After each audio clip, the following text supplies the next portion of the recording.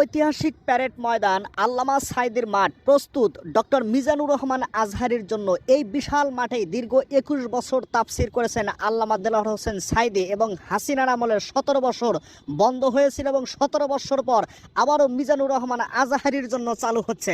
চট্টগ্রাম ঐতিহাসিক প্যারেড ময়দান মাহফিল বন্ধ ছিল কত বছর? প্রায় ১৭ বছর ধরে আওয়ামী লীগের দুঃশাসনের আমলে ১৭ বছর বন্ধ ছিল এবং এই মাঠে তাফসির করছেন আল্লামা দেলোয়ার হোসেন সাঈদী। কত বছর? প্রায় ২১ বছর। ২১ বছর এবং ২১ বছর তাফসির করছেন আল্লামা সাঈদী এবং ১৭ বছর বন্ধ এবং আসতেছে কে এখন? এখন মিজানুর রহমান আজহারী, আচ্ছা, সৈয়দ কামরুল ইসলাম তার জন্য আনসারী। আপনারা কতটাই প্রস্তুত? জি ইনশাআল্লাহ, আলহামদুলিল্লাহ আমরা ১০০% ইনশাআল্লাহ।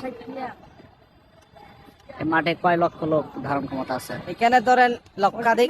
এরপরে আমাদের সুদূর আন্দরকিলা থেকে বলতেরহাট ২ নম্বর গেট টোটাল ২৫-৩০ লাখ মানুষ ধরার ব্যবস্থা আমাদের করছেন।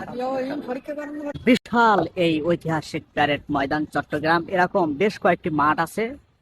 আপনারা দেখতেই পাচ্ছেন যে এই মাঠ কিন্তু প্রস্তুত হচ্ছে ডক্টর মিজানুর রহমান আজহারীর জন্য। এখানে তাফসীর করছেন বিগত ২১ বছর আল্লামা দেলোয়ার হোসেন সাঈদী এবং ১৭ বছর স্বৈরাচার বন্ধ করে দিয়েছিল। আবারও এই মাঠ প্রস্তুত হচ্ছে ডক্টর মিজানুর রহমান আজহারীর জন্য।